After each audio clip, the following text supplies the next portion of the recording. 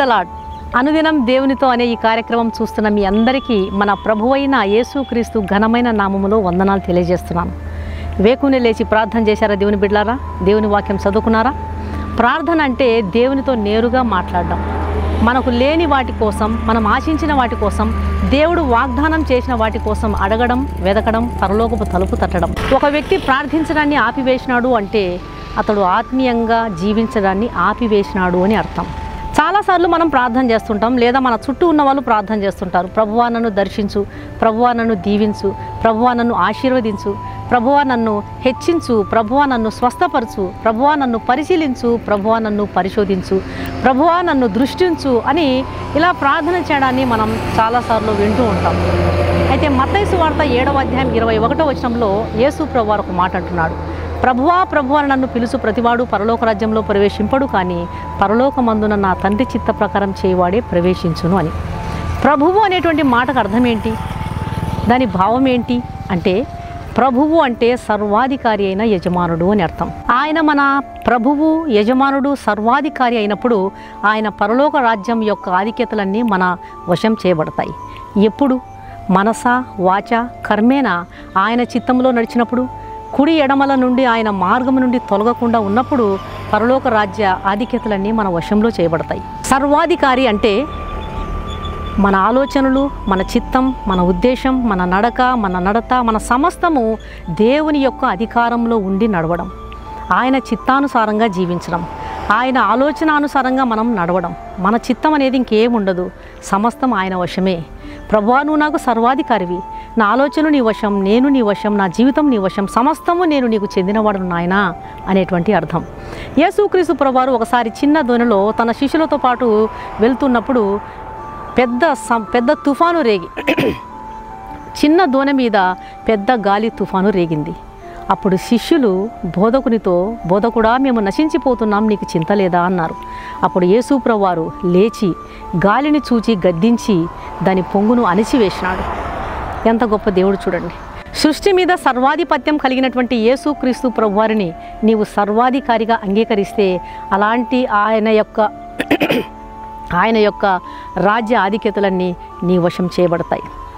భక్తుడైనటువంటి మోషే దేవుని యొక్క వాక్యమునకు విధేయత చూపించినాడు, దేవుని యొక్క ఆజ్ఞకు విధేయత చూపించినాడు. దేవుణ్ణి తనకు సర్వాధికారిగా చేసుకున్నాడు కాబట్టి సృష్టి ఆయన మాటకు లోబడుతుంది. సముద్రాన్ని 2 పాయలుగా చీల్చగలిగినాడు, బండ నుండి నీళ్లు తీసుకురాగలిగినాడు. ఇశ్రాయేలీయులు మాంసం కొరకు ఏడిస్తే పూరేలను తెప్పించాడు. అలాగే యెహోషువ దివారాత్రములు దేవుని ధర్మశాస్త్ర గ్రంథాన్ని అనుసరించి నడిచి విధేయత చూపించినాడు కాబట్టి సృష్టి మీద ఆయనకు అధికారం దొరికింది.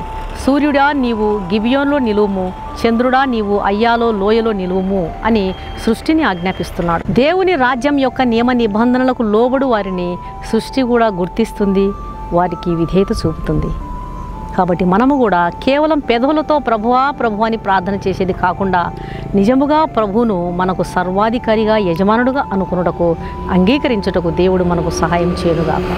మనము కేవలము పెదవులతో ప్రభువా ప్రభు అని ప్రార్థించే వారం కాకుండా క్రీస్తు ప్రభును సర్వాధికారిగా, యజమానుడుగా అంగీకరించి పరలోక రాజ్య ఆధిక్యతను మనం సొంతం చేసుకున్నామని ప్రభు యొక్క ఆశ. ఆయన లాంటి సృష్టిని ఆజ్ఞాపించేటువంటి విశ్వాసమును నీవు నేను కలిగి ఉండాలనేదే యేసుక్రీస్తు యొక్క వాంఛ.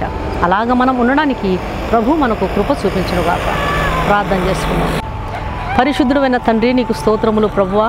ప్రభువా ప్రభువా నన్ను పిలుచు ప్రతివాడు పరలోక రాజ్యంలో ప్రవేశింపడు, కానీ పరలోకమందున నా తండ్రి చిత్త ప్రకారం చేయవాడే ప్రవేశించును అన్నారు.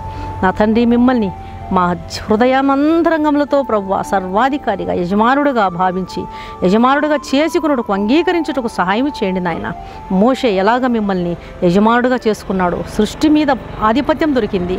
యెహోషువ ఏ రీతిగా ధర్మశాస్త్ర గ్రంథమును విధేయతతో చదివి అనుసరించి నడిచాడో సృష్టి మీద ఆధిపత్యం చెలాయిస్తున్నాడు. అలాగే భక్తుడైనటువంటి ఏలియా 3.5 సంవత్సరములు వర్షము కురవమని ప్రార్థించాడు, అలాగే ఆగమని ప్రార్థించాడు. సృష్టిని ఆపే శక్తి, సామర్థ్యాలు, విశ్వాసము మాకు మీరిస్తారు.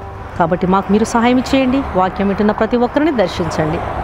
మీ సహాయం మాకు అందించమని యేసు నామమున అడిగి వేడుకుంటున్నాను తండ్రి, ఆమేన్. ఈ వాక్యం వింటున్న ప్రియ దేవుని బిడ్డలారా, ఇంకా యేసుక్రీస్తు ప్రభువారిని మీ సొంత రక్షకుడుగా అంగీకరించని వారు ఎవరైనా ఉంటే ఈ మాటలు మాటి మాటికి ఎందుకు మీతో చెప్పాల్సి వస్తుంది అంటే కేవలము మీకు మాత్రమే కాదు, మేము సువార్త సేవకు వెళ్తున్నటువంటి ప్రతి ప్రాంతములో కూడా అక్కడ ఉన్నటువంటి ఆకాశము, భూమి, గాలి, వెలుతురు అన్నిటి కూడా సర్వ సృష్టికి యేసుప్రభువు వారు చెప్పారు, సర్వ సృష్టికి సువార్తను ప్రకటించుము, సర్వ సృష్టికి సువార్తను ప్రకటించాలనేదే దేవుని యొక్క వాంఛ. మేము వెళ్ళిన ప్రతి ప్రాంతంలో, అది నల్లమల అడవి కావచ్చు, లేకపోతే చాలా భయంకరమైనటువంటి డ్రై ఏరియాస్ ఉంటాయి, కొంతమంది కఠినమైన మనుషులు ఉంటారు, కొన్ని కఠినమైన ప్రాంతాలు ఉంటాయి. అన్ని ప్రాంతాల్లో కూడా మేము సువార్తను ప్రకటించడానికి వెళ్తూ ఉన్నప్పుడు కొంచెం మేము వీలు చూసుకొని మీకు సువార్తను ప్రకటించడం జరుగుతుంది. దయచేసి దేవుడిచ్చేటువంటి ఆహ్వానాన్ని ఎన్నడూ కూడా విస్మరించవద్దు. క్రీస్తు ప్రభువారు ఈ లోకంలోకి వచ్చిందే పాపులను రక్షించడానికి. ఏదేను తోటలో ఆదాముతో తెగిపోయిన బంధం, అవిధేయత అనేటువంటి పాపముతో తెగిపోయినటువంటి బంధాన్ని పునరుద్ధీకరించడానికి, దేవునితో మనల్ని ఐక్యపరచడానికి యేసు ప్రభువారు మానవ జన్మనెత్తాడు. ఈ లోకంలోకి వచ్చి కలువరి శిలువలో నా పాపముల కొరకు కలువరి శిలువలో ఆయన రక్తమును చిందించినాడు. ఆయన రక్తంలోనే పాప క్షమాపణ. ఆయన రక్తములో కడుగుబడితే మనకు నిత్య జీవమును దేవుడు అనుగ్రహిస్తాడు. ఆయన మరణించి తిరిగి లేచి ఆ పునరుత్థాన శక్తిని నీకిచ్చి నీవు కూడా దేవుని రాజ్య వారసుడిగా కావాలనేదే దేవుని యొక్క వాంఛ. కాబట్టి ఆయన ఆహ్వానాన్ని దయచేసి తృణీకరించవద్దండి. ప్రయాసపడి భారము మోసుకొనుచున్న సమస్త జనులారా నా యుద్ధకు రండి, నేను మీకు విశ్రాంతిని ఇస్తానన్నాడు. విశ్రాంతిని, సమాధానాన్ని, రక్షణను, నిత్య జీవాన్ని, పాప క్షమాపణను, స్వస్థతను, ఆత్మ సంబంధమైన మార్పును, హృదయ మార్పును కలుగజేసే దేవుని యొక్క పిలుపును దయచేసి నిర్లక్ష్యం చేయవద్దు. ఈ వాక్యాన్ని వింటున్న ప్రియ సహోదరి సహోదరులారా, మీ స్నేహితులకు, పరిచయస్తులకు అందరికీ షేర్ చేయండి. దేవుని దీవెనలు పొందండి. God bless you.